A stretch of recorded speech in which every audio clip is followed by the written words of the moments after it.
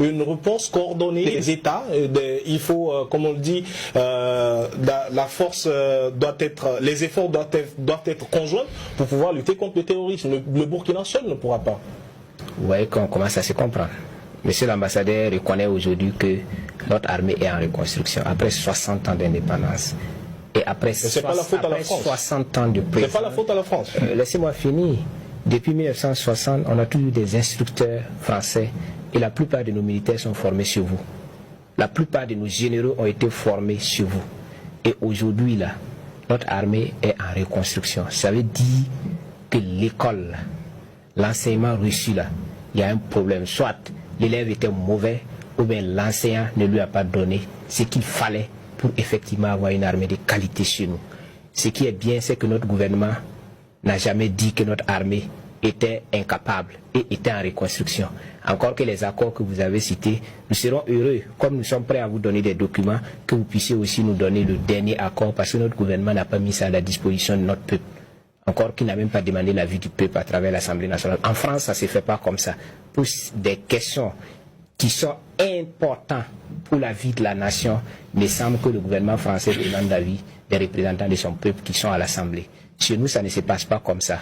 L'accord, cet accord-là, comme il a cité, nous ne l'avons pas encore vu sur le dernier accord que vous avez.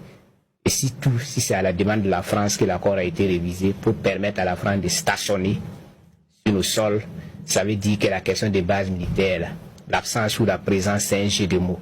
Nous n'avons pas dit que la France a construit des camps militaires chez nous.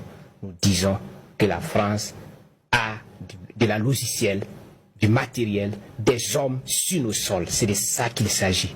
Encore une fois, nous n'avons jamais posé notre revendication directement contre la France. Ce qui est bien, c'est qu'au Burkina, la société civile est très organisée et nous comprenons la source de nos problèmes. C'est pourquoi, effectivement, lors de nos activités là, nous avons posé d'abord la plateforme. On a remis la plateforme au Premier ministre. La plateforme de l'UAP a été remise au Premier ministre. Et les journées de protestation, nous n'avons jamais demandé à marcher en la direction de l'ambassade de la France. L'ambassade de la France. Nous avons toujours posé nos préoccupations face à nos premiers responsables qui, malheureusement, comme il a dit, effectivement, comme un bon esclave adoubé, ne réagissent pas.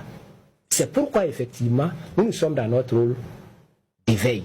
Et c'est ce travail-là que nous avons fait pour l'éveil de conscience, pour qu'à un moment donné, les peuples africains prennent leurs responsabilités. Il ne faut pas attendre que le gouvernement décide que vous partez. Si les peuples, vous êtes là pour défendre des gouvernements, ou bien vous êtes là pour défendre le peuple africain. Si vous êtes là pour défendre le peuple africain, si le peuple africain dit qu'ils n'ont plus besoin de vous, partez. C'est qui le peuple africain? C'est vous? Et donc, pour finir sur la question, ce qui est bien aussi, c'est que l'autre question, sur la question des intérêts de la France, Monsieur l'ambassadeur a répondu par l'affirmative qu'effectivement la France défend des intérêts dans nos pays, mais c'est plutôt des intérêts stratégiques et politiques. Justement, l'économie là, c'est un élément des intérêts géostratégiques et politiques. C'est important.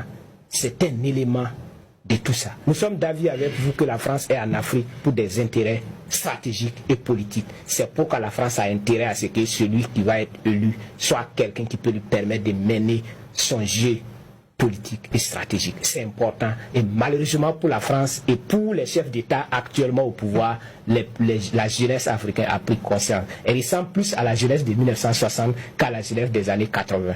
Aujourd'hui, nous avons une jeunesse qui a pris conscience. Nous avons un peuple qui a appris dans la douleur et aujourd'hui cherche effectivement à aller vers son émancipation. Et ça va arriver. La France, aussi bien la France que ses valets locaux ont intérêt à suivre la marche. Si le Burkina a des difficultés, c'est parce que nous avons une classe politique au pouvoir qui n'ont pas suivi la jeunesse, qui a fait l'insurrection de 2014 et qui a résisté face à un putsch soutenu à un moment donné par la communauté internationale. C'est ce qui est important dans notre pays. Nous avons une jeunesse qui a compris. Et malheureusement dans la sous-région, pour les détracteurs des peuples africains dans la sous-région, beaucoup de jeunesse ont compris et beaucoup de peuples ont commencé à prendre conscience. Et ça, il faut effectivement, si la France veut rester en Afrique, de redéfinir les accords. C'est important. Et dans ce cadre-là, il faut que les accords soient négociés en partenaires et non pas en maître Moi, ça me fait rire quand on dit France-Afrique. Qu'est-ce que quand vous on me dit, proposez? par exemple, Qu'est-ce que vous France-Afrique. proposez concrètement? Quand on dit France-Afrique, quand 10 chefs d'État africains sont obligés de courir à Paris pour rencontrer le président Macron, pour discuter, et on dit non, c'est un sommet France-Afrique, c'est un sommet Russie-Afrique, mais c'est dommage pour nos pays. Dans cet accord-là, vous pensez qu'il peut y avoir accord à intérêt égal? Pourquoi tout un continent? C'était combien, effectivement, en Russie? Pour ne pas dire qu'ils y sont toujours.